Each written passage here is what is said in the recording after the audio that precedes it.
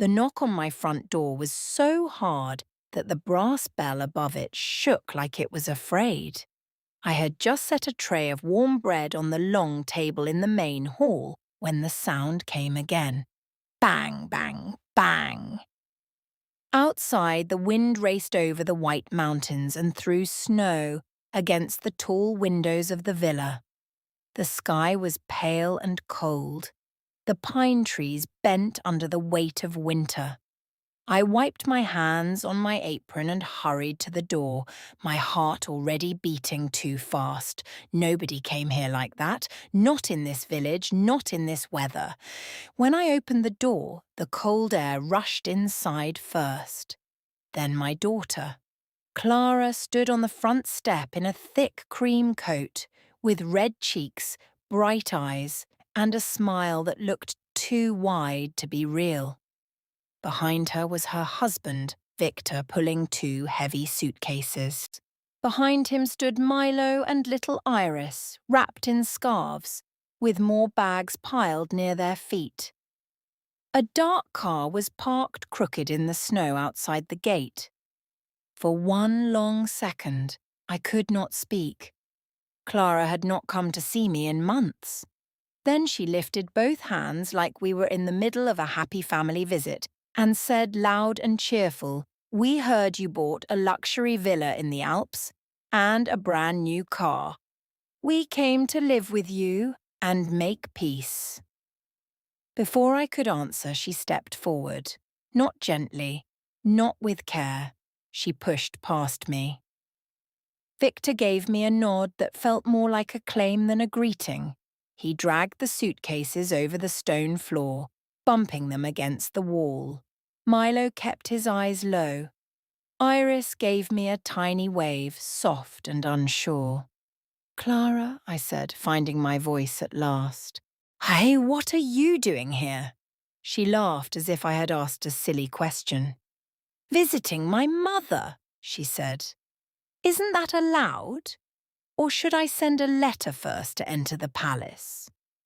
My fingers tightened around the edge of the door. This was how she had always been when she wanted something. Sweet first, sharp right after. Victor stomped the snow off his boots and looked around the entrance with quick, hungry eyes. "Big place," he said. "Bigger than people said." People said. So that was it? The rumours had reached them. The whispers about the villa. The stories about the new car. The little pieces of half-truth floating from mouth to mouth until they became something shiny enough to make Clara come climbing up a mountain in winter. I closed the door against the cold and tried to steady myself. "Clara," I said again, but quieter this time. "You should have told me you were coming." "And ruin the surprise, Suts?" she asked. Then she reached back, grabbed one of the suitcase handles herself, and marched forward through the entrance hall toward the heart of the house as if she belonged there. I followed behind her, each step heavy. The children trailed in silence. Victor came last, already breathing hard from the climb and the luggage, but still wearing that proud little smile. The front corridor opened into the main hall, and the moment Clara crossed the doorway, she stopped. Not slowed. Stopped. Her whole body locked so suddenly that the suitcase tipped from her hand and fell onto its side with a dull thud. Victor nearly walked into her back. "What now?" he muttered, then looked up, and he stopped too. I watched it happen the way a person watches glass crack across a window. Slowly at first, then all at once. The dream they had brought with them shattered right there in the middle of my hall. Yes, the room was large. The ceiling beams were dark wood. The chandeliers were old and beautiful. The fire burned bright in the stone fireplace. But this was not the rich woman's showplace Clara had expected. The walls were covered with children's drawings of mountains, birds, flowers, and smiling suns. Long wooden benches stood beside rows of winter boots in all sizes. Shelves held folded blankets, medicine tins, jars of herbs, and baskets of scarves and gloves. Near the windows were walking sticks, wheelchairs, and a table filled with books and puzzles. At the far end of the room, 3 long tables were laid with bowls, cups, and fresh bread for many people, not a fancy dinner for one proud family. Above the wide arch leading into the next room hung a hand-painted sign, "Welcome Home." From the kitchen, I heard laughter. A little boy raced across the far corner in thick socks, chasing a cloth ball. An old man sitting by the fire looked up and smiled at me.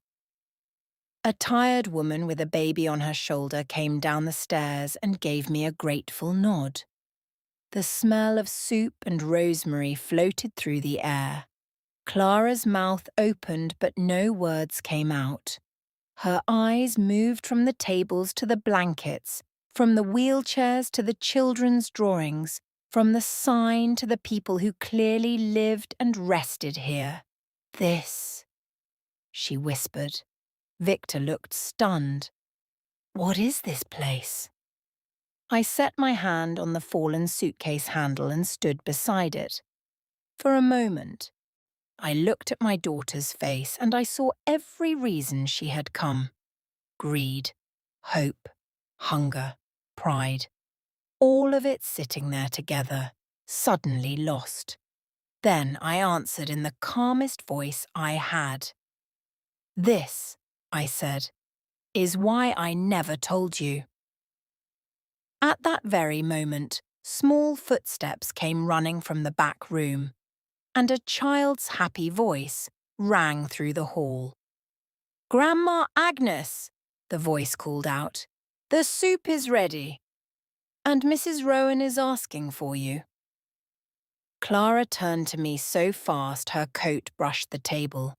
Her face had gone pale, and for the first time since she arrived at my door, she looked at me not like a weak old woman she could use, but like someone she had never truly known at all.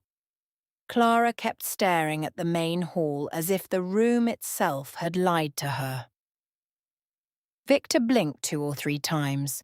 Milo stood very still near the door. Iris looked from my face to the long tables, and then to the pictures on the wall, as if she was trying to understand why this place felt warm and strange at the same time. I bent down, lifted Clara's fallen suitcase and set it upright. "You all came a long way," I said. "Take off your coats before the children track in more snow." Clara finally found her voice. "Children?" she said. "What children? Why are there children here? Why are there blankets everywhere? And what is that sign supposed to mean?" Her words were sharp, but I could hear something else under them too. Disappointment. Not because I was hurt, not because she had surprised me, because the villa was not the treasure chest she thought she had opened. I looked toward the fire. Old Mr. Rowan was warming his hands there. Little Tessa was sitting on the rug with her cloth ball again. The young mother from upstairs had gone back to her room with her baby. Everything was just as it had been an hour ago. Peaceful, busy, full. And yet, with Clara inside the house, it suddenly felt as if a draft had slipped under every door. "Grandma?" Iris asked in her small voice. "Do people live here?" "Yes," I said. "All these people?" Clara asked. "Yes." Victor gave a dry laugh. "So what is this? A boarding house?" "No," I said. "Then what is it?" I did not answer at once. Some truths are better understood slowly. My daughter had spent years listening only to the things she wanted to hear. A quick answer would not change that. Instead, I handed Milo a basket of scarves from the bench. Put these by the heater, please. They're wet. He looked surprised that I had asked him to do something so normal, but he nodded and took the basket. Clara watched him, then looked back at me. Mother, I think you need to explain. I should have answered right then. But when I opened my mouth, no words came, not the right ones, because the truth did not begin in this hall. It began years before, in a smaller house, in quieter rooms, when I first learned how easy it was for people to mistake silence for weakness. After my husband died, the days became very long. Our old house in town felt too big for one person and too full of memories for sleep. I still woke before sunrise, because that was what I had always done. I still made tea for two by accident more than once. I still turned my head sometimes, thinking I would hear his steps in the next room. But grief is a strange teacher. It does not only bring tears, it also clears the noise away. After a time, I began to notice people I had not really seen before. The old man who sat alone outside the bakery every Thursday, even in the cold. The young mother near the river who tried to smile, though her coat was too thin and her child coughed through the night. The little brothers who wandered past the market with hungry eyes and no one calling them home. And I noticed something else. When people are lonely, cold, sick, or forgotten, most others look away because they do not know what to do. I knew what to do. I could listen, I could cook, I could carry soup, mend clothes, write letters, sit beside beds, hold shaking hands, and remember names. So that is what I did. At first, Clara said it was sweet. That was the word she used when she still wished to sound kind. Then, later, when helping others took more of my time, and not hers, she changed her tone. You spend more time with strangers than with your own family, she told me one afternoon, standing in my kitchen with her expensive handbag on the table and her eyes on the sugar bowl, as if even my sugar belonged to her. I spend time where I am needed, I answered. She made a face. You always say things like that as if they mean something. I remember that day very clearly because it was raining hard. She had come to borrow money, again. Her voice was soft when she asked, then hard when I hesitated, then soft again when I gave it to her. That was Clara's way. Warmth when she wanted, frost when she did not get enough. Victor was no better. He liked stories about success, new furniture, easy deals, and people who suddenly became important. He spoke as if life was a game, and the winner was the person who got the most without sweating for it. Over the years, they both began to treat me like a drawer that might still have one more coin hidden in the back. Milo noticed it, though he was still young then. He said little, but he watched everything. Iris was too small to understand. She only knew I always kept honey biscuits for her in a blue tin. The more I helped others, the more Clara pulled away. Not because I had harmed her, because kindness made her uncomfortable. It asked for nothing shiny. It did not clap for itself. It simply kept going, even when nobody thanked it. Then, one winter afternoon, I met Sister Elaine. She was standing outside a church storehouse, with a list in her hand and worry all over her face. She needed blankets, medicine, and a safe place for 3 people before nightfall. One was an older woman with nowhere to go. One was a mother with a baby. One was a child who had not spoken for days. "We're full," she told me quietly. "Completely full." Something in me moved right then. Not fast, not like lightning, slow and deep, like a door opening inside my chest. I went home that evening and looked at every room in my house. Then I looked at my savings book. Then I took out the box where I kept the last fine jewellery I owned from my younger years. A week later, 2 pieces were gone. A month later, 3 more. I did not miss them. I used the money to help where I could. At first it was beds, food, medicine, transport. See, then it became more than that. A plan, a quiet dream, a place where people who had been cast aside could come in from the cold and hear the words "welcome home" and know they were true. That dream did not happen in one season. It took years. Years of saving, years of work, years of asking for help from the few people I trusted. Mr. Bell helped. Sister Elaine helped. Others helped too, each in their own small way. Little by little, the dream found walls, windows, a roof, and a mountain road leading up to it. I told almost no one. Certainly not Clara.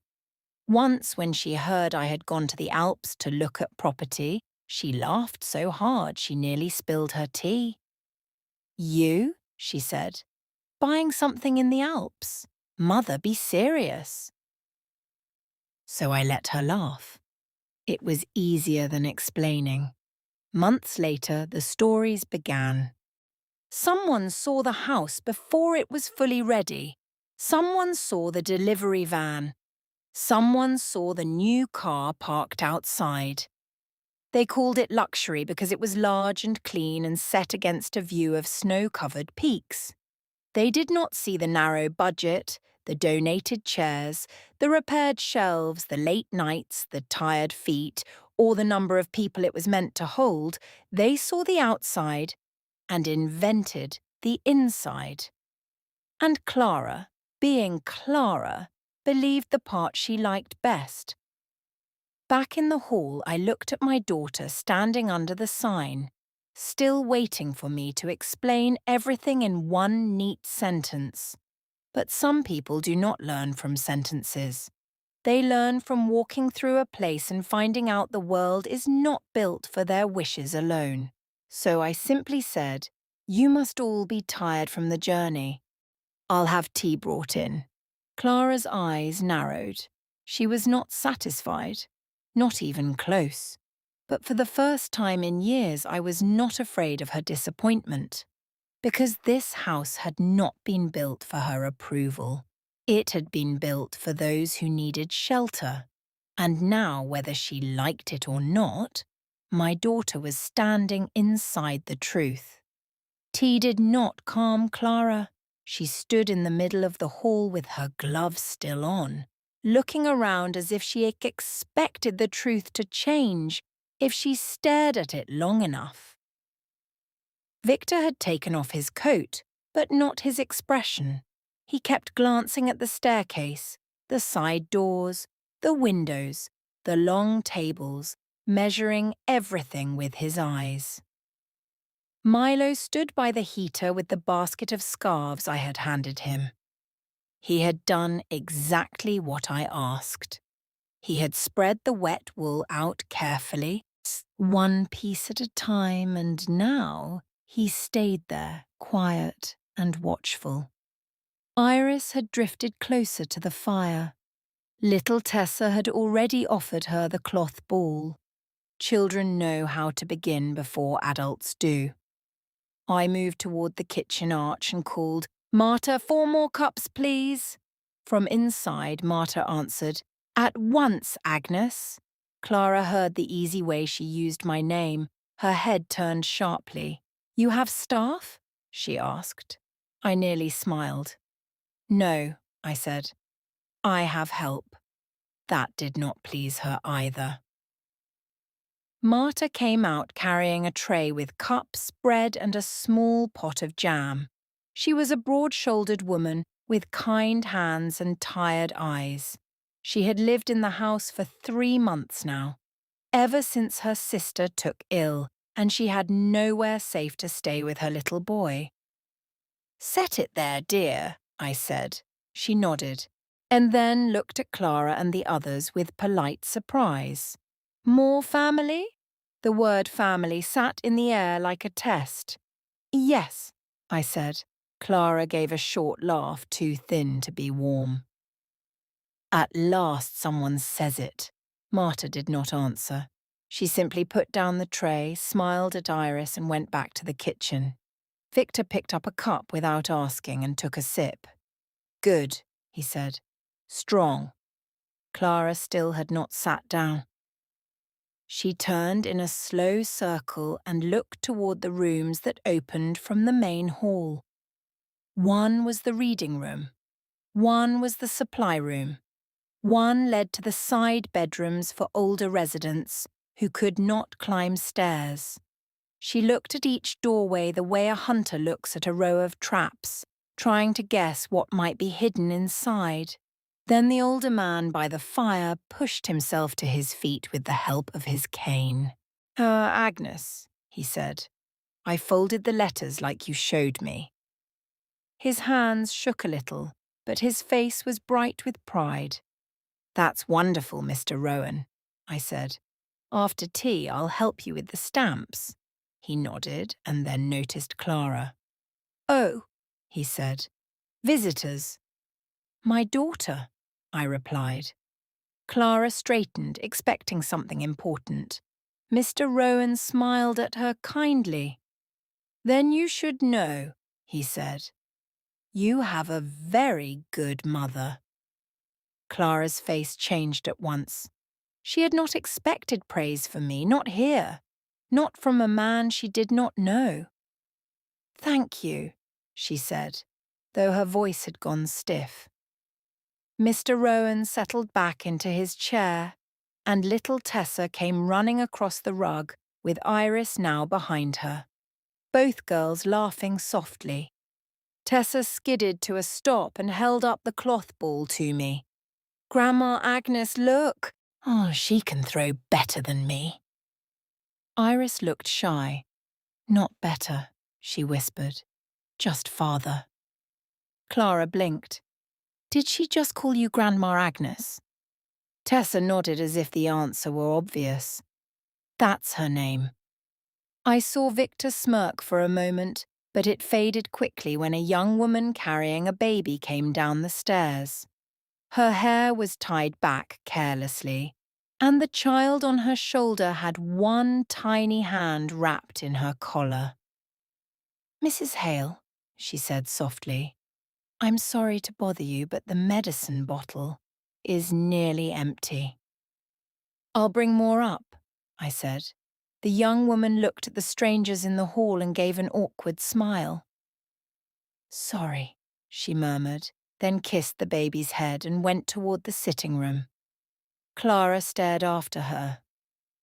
"How many people are in this house?" "Enough to fill it," I said. "With what right?" Victor asked. That question made Milo look up. I turned to Victor. "With the right of need." He gave a small shrug as if need were a weak answer.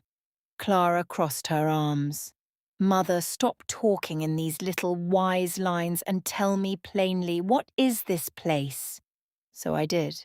"It is a home," I said, "for people who have nowhere steady to go, for some who need rest, for some who need care, for some who need time to stand again, for children, for elders, for mothers, for those who have been forgotten too quickly." Clara let out a breath through her nose. "You made a shelter." The way she said shelter made it sound like a dirty word. "I made a home," I answered. Victor set his cup down. "In a villa." "In a building large enough for many rooms." "In the Alps?" "Yeah.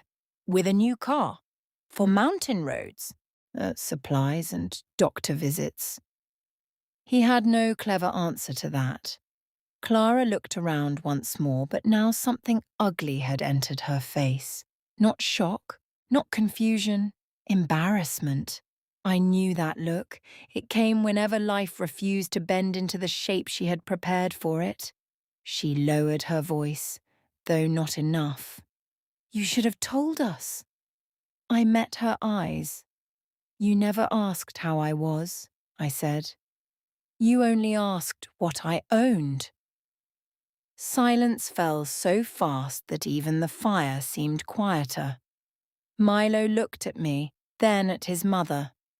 Iris had stopped smiling. Clara's cheeks turned red. "That is not fair, isn't it? You always think the worst of me." "No," I said gently. "That would require surprise." Victor made a sound in his throat, part warning, part annoyance. Let's not do this in front of everyone." But everyone was already there. Everyone had already seen enough to understand the kind of visit this was. Before Clara could answer, the front door opened again, and a rush of cold air swept in. Mr. Bell stepped inside, stamping snow from his boots. He carried 2 paper parcels and wore the same old wool cap he had worn for years. "Agnes," he called. "The bakery woman added the honey cakes for free, and the chemist said the new—" Then he saw the room. His eyes landed on Clara, then Victor, then the luggage. "Well," he said slowly, "I see the rumours have reached the wrong ears." Clara turned to him at once. "Excuse me." Mr. Bell shut the door and came farther in, brushing snow from his sleeve. "Nothing," he said, though his face said otherwise. He handed me the parcels. "The medicine's here too." "Thank you," I said. Victor stepped forward. "And you are?" "Jonah Bell," he replied. "Friend of the family." Clara gave a quick, bitter laugh. "Funny. I'm family. And I had no idea any of this existed." Mr. Bell looked at her calmly. "That is because you were not the one building it." Those words landed harder than any shout could have. Clara went still. Milo's eyes widened slightly. Iris looked from face to face. Victor's jaw tightened. Mr. Bell, who had never feared truth in his life, set the bread on the table and added, "Your mother worked for years to make this house real. Saved for it. Planned for it. Gave to it when others would have kept for themselves. Most people up here know that." I saw the disbelief flicker across Clara's face, not because she thought Mr. Bell was lying, because she had never once imagined I could do something this large without her knowing, without her guiding it, without her blessing it. That was the deeper wound. Not that I had a house, that I had a purpose. The fire crackled. Tessa rolled the cloth ball gently across the rug to Iris. In the kitchen, pots clinked. Upstairs, the baby began to cry again. Life in the house kept moving, steady and real. And in the middle of it all, my daughter stood beneath the sign that said, "Welcome home," looking like a woman who had entered the wrong story and could not yet admit it. The first evening in the villa felt longer than most winters. After Mr. Bell's words settled over the hall, Clara stopped asking loud questions. That did not mean she was calm. It only meant she had changed her way of fighting. Now she smiled. She smiled at Marta when Marta brought extra soup bowls from the kitchen. She smiled at Mr. Rowan when he thanked me again for helping with his letters. She even smiled at little Tessa and asked if she liked living here. But I knew that smile. It was the same one Clara used as a girl when she had broken something and wanted to look innocent before anyone found out. Victor was quieter too, though his eyes were busier than ever. He walked through the hall with his hands behind his back, glancing at the windows, the staircase, the rugs, the woodwork, the silver hooks by the door. He looked like a man counting something no one had offered him. I did not stop either of them. Some truths do better when they walk into a person slowly. I asked Milo to bring in 2 baskets of wood from the side porch. He did it without complaint. Mister! A bell went with him, and the 2 of them came back with cold cheeks and snow on their boots. Iris sat on the rug with Tessa and a little boy named Ben, helping him build a tower from wooden blocks. Every time it fell, the 3 of them laughed as if that was the best part. The house felt warm in those little moments. Warm, but not easy. At supper, I placed Clara and her family at the long table with everyone else. There was thick soup, fresh bread, roasted carrots, and warm milk for the little ones. No polished silver, no crystal glasses, no private dining room with candles and soft music, the way Clara had likely imagined. She sat down slowly. Victor sat beside her and looked at the table as if he expected better food to appear by magic. Milo took his place without a word. Iris looked pleased to sit near Tessa and Ben. And the meal began with quiet thanks. Then spoons moved, bread was passed, and the room filled with the soft sounds of hungry people eating. For a few minutes, no one from my family spoke. Then Clara leaned toward me and asked in a smooth voice, "So how long are all these people staying?" Around us, the room did not stop moving, but I felt a few ears turn our way. "That depends," I said. "Some stay only a short while. Some need longer." "And you decide that?" "No, need decides." She smiled again, but there was no warmth in it. "You always did like speaking in riddles." Across the table, Milo kept eating, but I could tell he was listening. Victor tore off a piece of bread. "Must cost a lot," he said. "Food, heat, medicine, all this space. It costs what it costs," I answered. He nodded slowly. "And the property is fully yours?" Clara glanced at him fast as if to warn him not to sound too eager, but the question was already in the room. Mr. Bell, sitting a few places down, lifted his brows and looked at his soup. I put down my spoon. "This table is for eating," I said, "not for speaking about papers." Victor gave a little shrug. "I was only asking." "Yes," I said, "I know." For a while after that, the conversation moved to smaller things. Tessa told Iris that Ben hated cabbage, but loved honey cakes. Mr. Rowan said the snow would be thicker by morning. Marta asked me whether the chemist had sent the new medicine. I answered what needed answering and tried to keep the room steady, but Clara could not leave the matter alone. After supper, while Marta and I cleared dishes with 2 older girls from upstairs, Clara disappeared. I found her a little later near the east hallway, standing by the doors to the side rooms. She turned when she heard my steps. "I was just looking," she said. "At what?" "The rooms." "Why?" She folded her arms. "Because if we are staying here, I would like to know where my family will sleep." I set the stack of folded towels on a nearby bench. "You'll use the guest rooms near the back stairs. There are 4 beds there." Her face changed at once. "Near the back stairs?" "Yes." She glanced toward the east wing. "What about these rooms?" "Those are occupied." "All of them?" Yes. And upstairs? Also occupied. A little line appeared between her brows. Mother, this house is huge. It is full. She laughed, but very softly. Full of strangers. I looked at her for a long moment. Yeah, full of people. That answer irritated her more than if I had shouted. Victor came around the corner just then, his footsteps heavy. There you are, he said to Clara. Then to me, he asked, Is there a master suite? I blinked at him.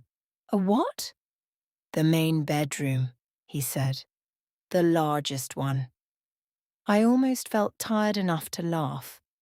There is a room where I sleep. He nodded toward the staircase. Up there? Yes. And the rest? For those who need them. His mouth tightened. Convenient. I knew what he meant. He still could not believe I had something large and had not handed the best part of it to him. That night, after the little ones were washed and tucked into bed, after Mr. Rowan had taken his medicine, after the lamps were dimmed and the last pot in the kitchen was dried and put away, I stepped outside for a breath of cold air. The mountains were silver in the moonlight. Snow rested on the roof and on the pine branches like thick white cloth. The village below was dark except for two far-off windows glowing gold. I had loved this stillness from the moment I first came here. Then the door opened behind me and Milo stepped outside with a basket of ash for the garden edge. I can take that, I said. I don't mind, he replied. He emptied it carefully, then stood beside me for a moment, looking out at the snow. This place is different, he said at last. Yes. He kicked lightly at the frozen ground. Mom said you were hiding something. I waited. She thought. He stopped, then tried again. She thought you didn't want us here because you wanted to enjoy everything alone. The words hurt, though not because they were new. And what do you think now? I asked. Milo looked back at the lit windows of the house. I think she didn't know. No, I said softly. She didn't. When we went back inside, the hall was quiet except for the fire. But the next evening at dinner, the peace broke for real. The soup had just been served. Ben was half asleep against Marta's shoulder. Mr. Rowan had begun telling Iris about a dog he once owned as a boy. The room felt calm. Then Clara put down her spoon and said, clear enough for everyone to hear, I still think it would make more sense to give my family the upstairs wing. We are your family after all. These outsiders are already being fed and housed. The room went still. Every spoon stopped. Even the fire seemed to pause. I turned my head and looked at my daughter across the table. I did not raise my voice. I did not let anger lead me. I only asked very quietly, do you still not see who this home is for? No one moved after I asked the question. Do you still not see who this home is for? The words were quiet, but they landed harder than a shout. Clara sat stiff in her chair, one hand still resting on her spoon. Victor looked down at his bowl as if the soup had suddenly become very important. Around us, the long table held its breath. Mr. Rowan did not lift his eyes. Marta slowly rubbed Ben's back while the sleepy boy leaned against her shoulder. Tessa looked confused. Iris looked hurt. Milo was the only one who looked straight at his mother. Clara gave a short laugh, but it sounded empty. Oh, come on, she said. Now I'm the villain because I spoke the truth. No, I said, you are not the villain because you spoke. You are in pain because of what you chose to say. She pushed her chair back a little. And what about my pain? There it was. Not kindness, not apology. A door opening into old bitterness. I folded my napkin and laid it beside my bowl. Go on then. Clara looked around the table, maybe hoping someone would stop her. No one did. You always do this, she said. You make me sound cold and selfish, but you never talk about what it was like being your daughter. I let her speak. When I was little, you were always helping someone else. There was always another person who needed soup, another person who needed money, another person who needed your time, and I was supposed to be proud of it. Her voice shook now. Not from softness, but from anger she had kept alive for years. Do you know what it felt like to watch my mother run to strangers while I waited? A few people at the table shifted uncomfortably. Victor leaned back, letting her take the room. Clara kept going. You call this place a home, but it feels like proof. Proof that everyone else mattered more. That hurt, because part of it came from a real wound. Not all hurt becomes truth, but some of it begins there.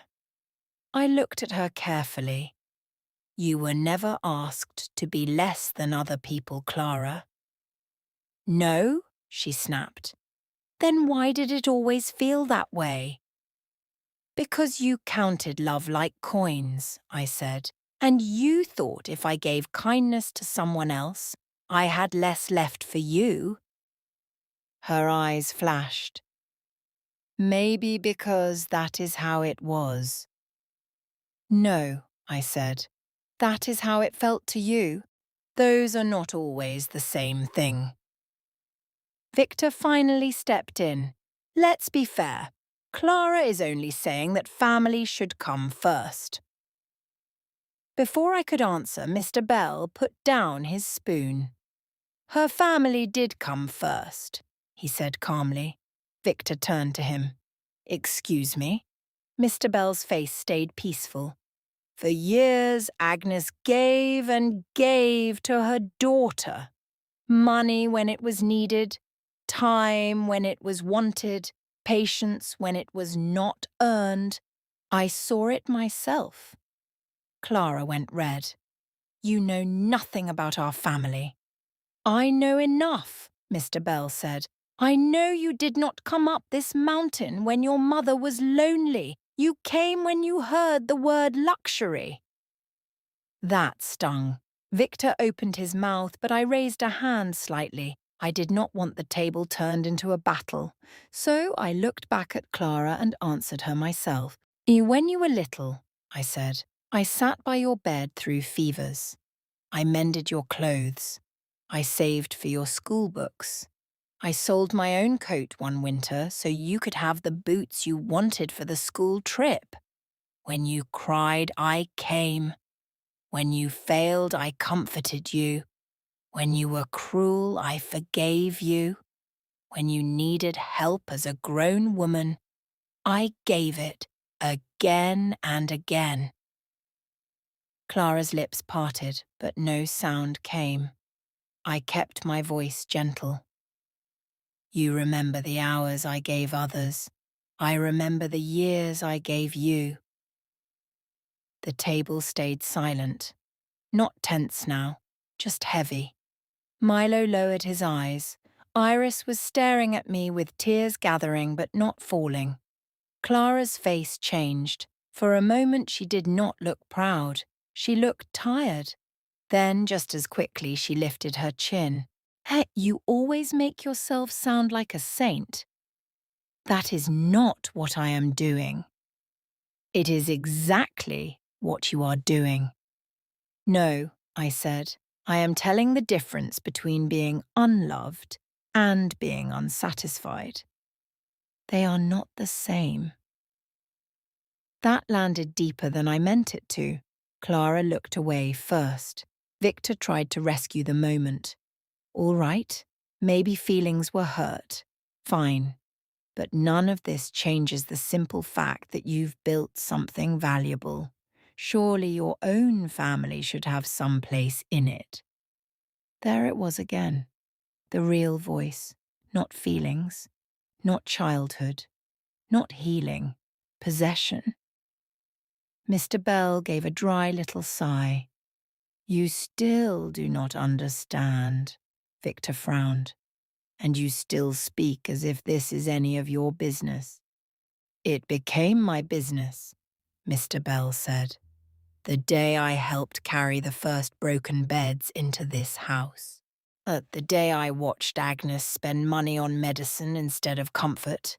The day I saw her choose people over pride. Clara stared at him. Choose people over pride?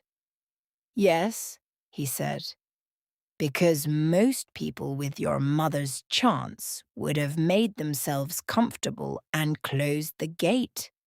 She opened it. Those words settled into the room and stayed there. Marta quietly rose with Ben and carried him upstairs. Tessa followed, sleepy and rubbing her eyes. Soon only the older ones remained at the table. That was better. Children should not have to sit under too much bitterness. Iris stayed, though. She looked at Clara, then at me, and finally asked in a small voice, "Can a person be sorry and still not know how to say it?" The question made every face turn toward her. She shrank a little under the attention, but she did not look away. My heart pulled tight in my chest. Yes, I said softly, that happens. Iris looked down at her hands. Then, what do they do? No one answered at once, because the truth was not simple. At last I said, they start with honesty, even if the words are small. Clara's eyes filled just for a second. She blinked quickly and looked away before anyone could be sure. Victor cleared his throat. This is getting too dramatic. But his voice sounded weaker now. Milo leaned forward at last. Dad, he said quietly, the car isn't even fancy. Victor frowned. What? Milo looked at me, asking with his eyes if he could speak. I gave a small nod. It has storage racks, he said. And those rails on the side. Mr. Bell told me it's used for supplies and taking people down the mountain. It's not some show car.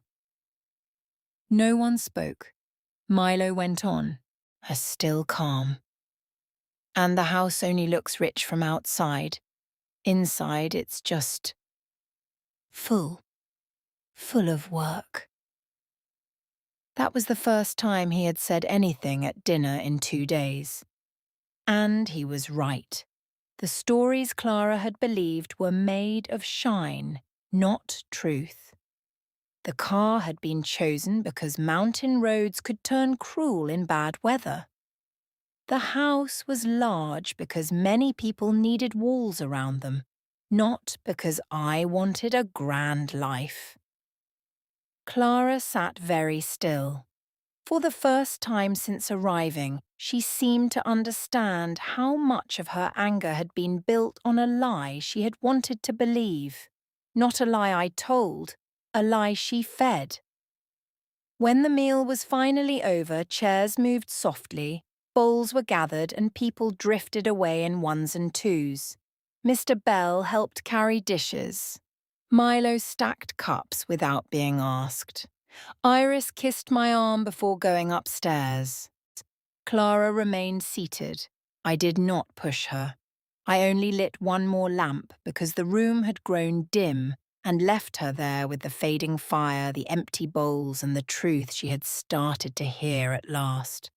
By morning, the snow had grown so thick that the front gate had almost disappeared. When I opened the back door, the world outside looked soft and white and endless. The garden benches were buried, the pine branches bent low. Even the stone path had vanished under the storm. Mr. Bell stood beside me pulling on his gloves.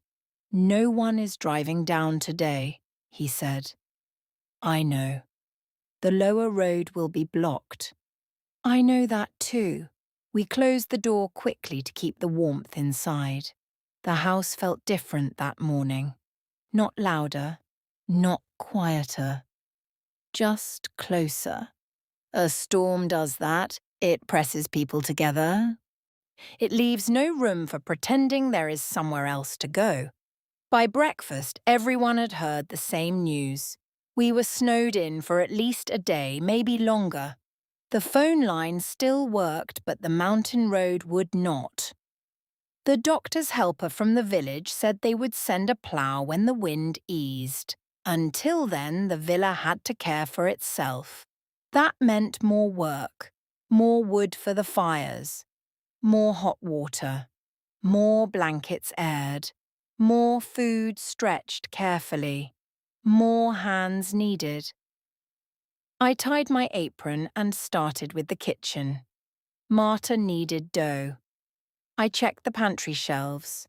Sister Elaine counted medicine bottles and wrote down what had to be used sparingly. Mr. Bell worked near the furnace. The older girls upstairs carried clean linens from one room to another. Even the children felt the mood. Tessa and Ben played more quietly. Iris helped peel carrots at the kitchen table, her tongue pressed between her lips in deep focus. Milo carried wood from the shed without needing to be asked twice. Victor complained the first time I handed him a bucket. "This is not what we came here for," he muttered. "No," I said. "It isn't." He looked as if he wanted to answer back, but there was no strength in it. He took the bucket to the washroom anyway. Clara did less. At first. She sat by the window with her arms crossed while snow flew sideways past the glass. She looked trapped, angry that the mountain itself had closed its hand around her. Every now and then she stood and wandered through the hall, watching others work as if she was still trying to decide whether this place was real. Around midday, old Mrs. Rowan began coughing badly in her room. Sister Elaine went up with warm water and medicine. A little later, Ben tripped near the stairs and burst into tears. Then the baby upstairs woke feverish and frightened her mother half to death. The house needed all of us. I was carrying folded blankets to the east rooms when I saw Clara standing in the corridor, doing nothing, just listening to the sounds around her. A child crying, a kettle whistling, footsteps overhead, Mr. Bell calling for more coal, Marta asking Milo to bring another pot. Life. Need. Work. "Can you hold these?" I asked her, placing the blankets into her arms before she could refuse. She blinked down at them, then at me. "They go to room 4, I said. "Mrs. Rowan is cold." Clara stood there for a second, stiff and annoyed, but she took them. That was how it began. Not with kindness, not with a speech, just with blankets in her arms and nowhere to set them down except where they were needed. Psst. She carried them to the room. Later, she brought a mug of broth upstairs when Sister Elaine asked. After that, she helped Iris sort socks from scarves near the fire, though she said almost nothing while doing it. I watched her from across the hall. She still looked proud, still looked restless, but the sharp edge in her face had softened a little, not from peace, but from being forced to stand inside a life she had never tried to understand. By late afternoon, I felt the tiredness in my back and knees. My breath had grown short from the stairs. I hid it as well as I could, but not well enough. When I came down carrying a tray of clean cups, I had to stop halfway and hold the rail. Clara was below in the hall. She looked up and saw me. For one moment, she did not look angry at all. She looked frightened. "I'm fine," I said before she could speak, but I was breathing harder than I should have been. Milo came up at once and took the tray from my hands. "I've got it, Grandma." "Thank you," I said. Clara moved aside as I came down. She said nothing, but her eyes stayed on me. That evening, while the wind pushed against the windows and the lamps glowed gold against the storm, I went upstairs to fetch a box of old wool scarves from the storage room at the far end of the corridor. I thought I was alone. I was not. When I returned a few minutes later, I saw Clara standing in the small memory room just beyond the linen closet. The door, which I usually kept pulled in, was half open. She had stepped inside. I stopped. That room was not grand. It was not meant to impress anyone. It held old boxes labelled and stacked neatly on shelves, drawers of school papers, bundles of drawings tied with ribbon, small toys I had saved over the years, baby shoes, holiday cards, photos, scarves, notes, pieces of family life too dear to throw away, even when the people in them had drifted far from me. Clara was holding one of the boxes. Inside it were crayon drawings from years ago. Milo's crooked house with smoke rising from the chimney. Iris's picture of a yellow bird bigger than the tree beside it. A little paper star with glitter falling off. Her hand shook. Slowly, she set that box down and opened another. This one held birthday cards. Some sent to me. Some never sent at all. On top lay one in my own writing. The envelope had Clara's name on it, but no stamp. She picked it up like it might burn her. I did not move from the doorway. I watched her pull the card out and open it. Her eyes moved over the words. I could not see her face fully from where I stood, but I saw the change in her shoulders. The fight went out of them. Just for a moment, it was as if all the years she had held herself hard and sharp grew too heavy to carry. There were more cards in the box. More than 1 year.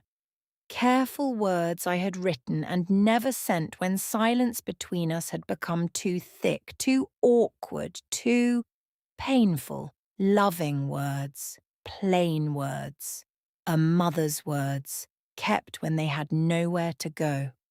Clara sat down slowly on the little wooden chair by the shelf.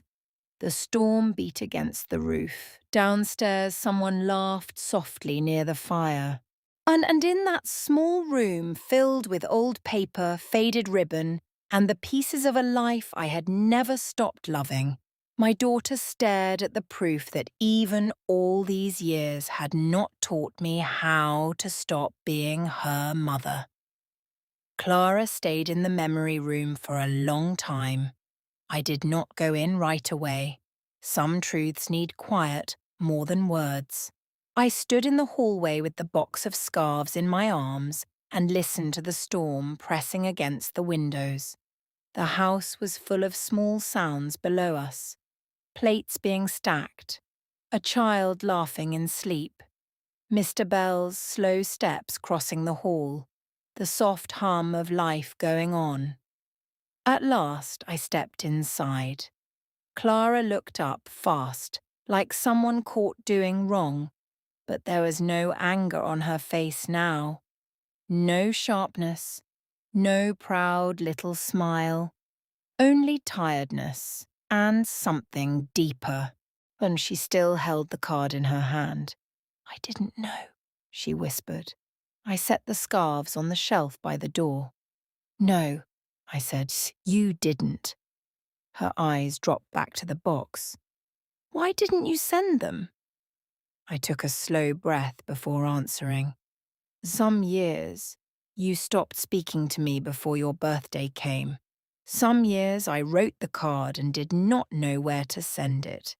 Some years I thought maybe hearing from me would only make you angrier. I looked at the old ribbons, the drawings, the careful stacks of papers, but writing them made me feel closer to you. Clara pressed her lips together.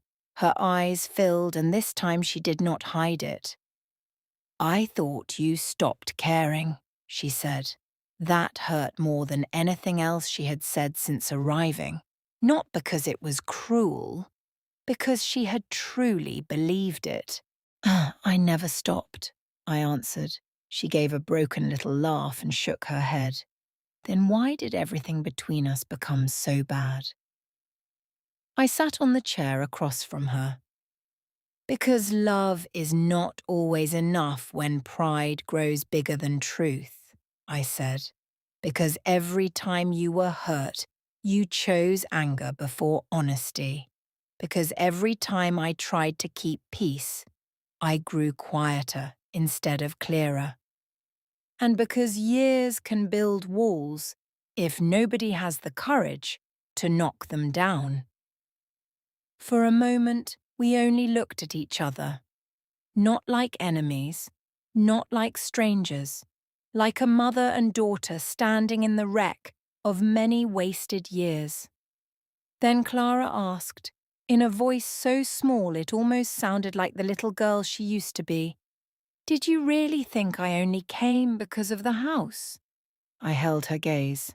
Yes. She closed her eyes. And when she opened them again, tears slipped down at last. "I did," she said.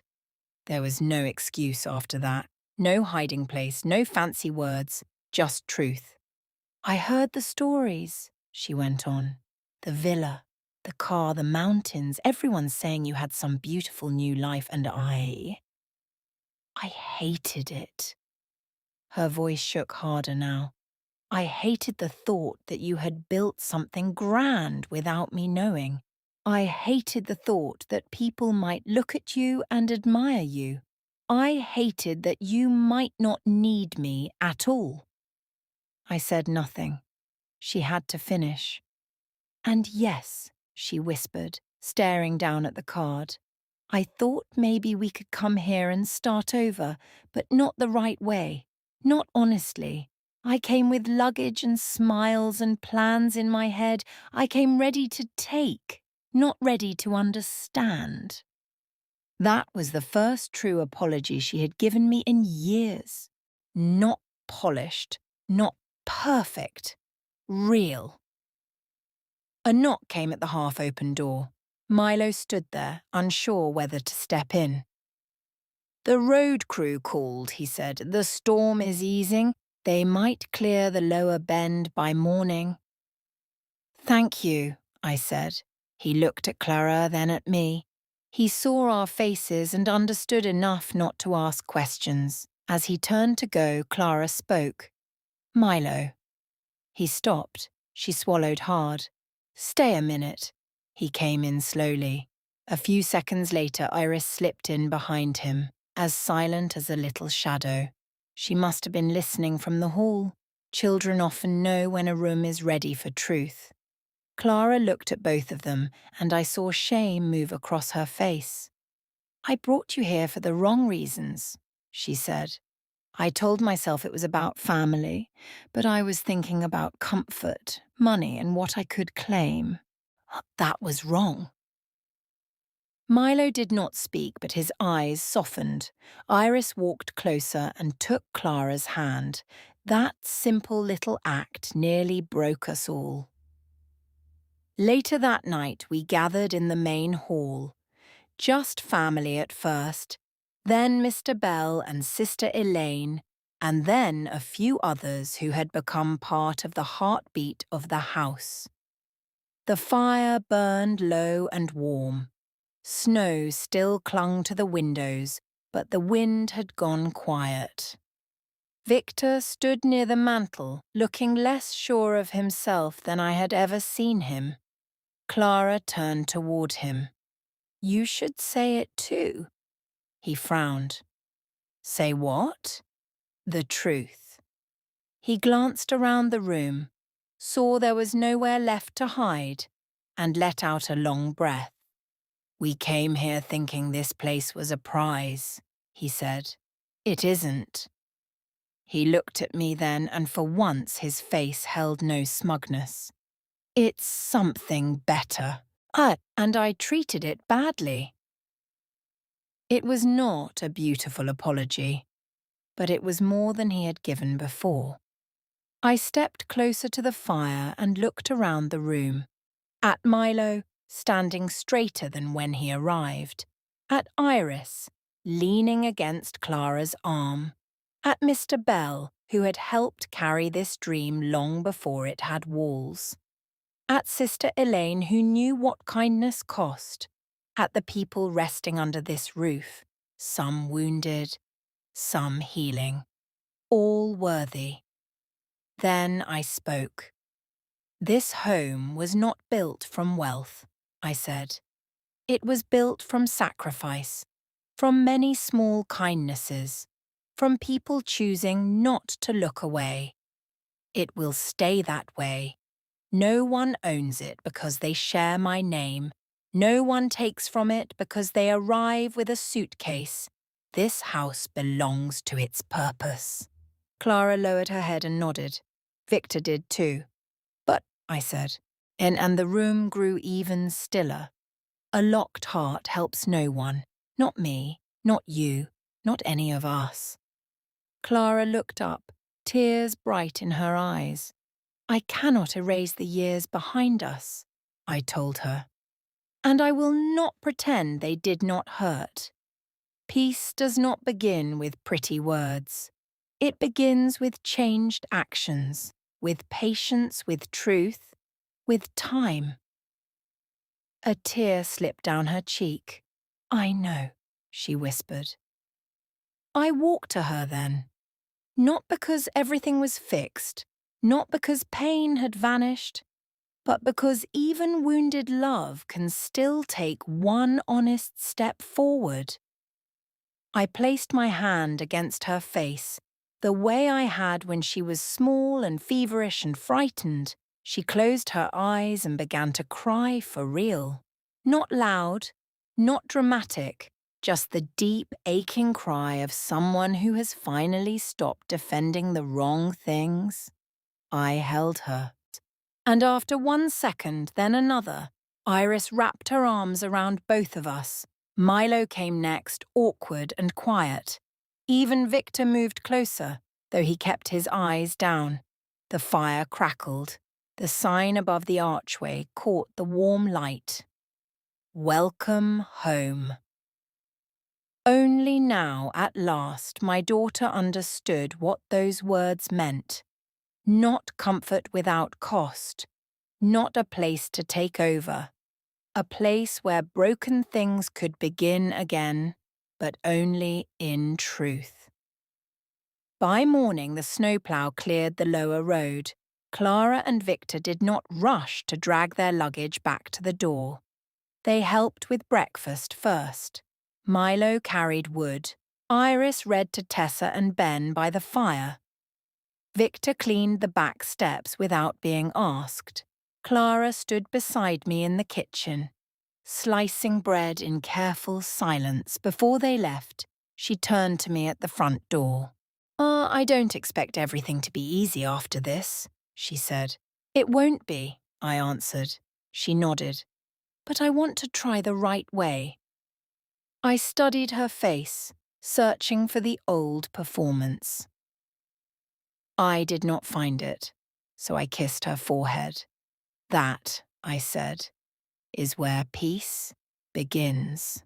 They drove down the mountains slowly, their car moving through the bright snow like a dark line being written across a blank page. I stood at the door until they were gone. Then I turned back toward the hall, toward the children's drawings, the blankets, the cups waiting to be filled, the lives still needing care. And I smiled, because the greatest thing my daughter saw when she stepped into my main hall was never the size of the villa or the new car or the mountain view. It was the truth that love is not proven by what it keeps for itself, and it is proven by what it gives, what it protects, and what it still dares to forgive.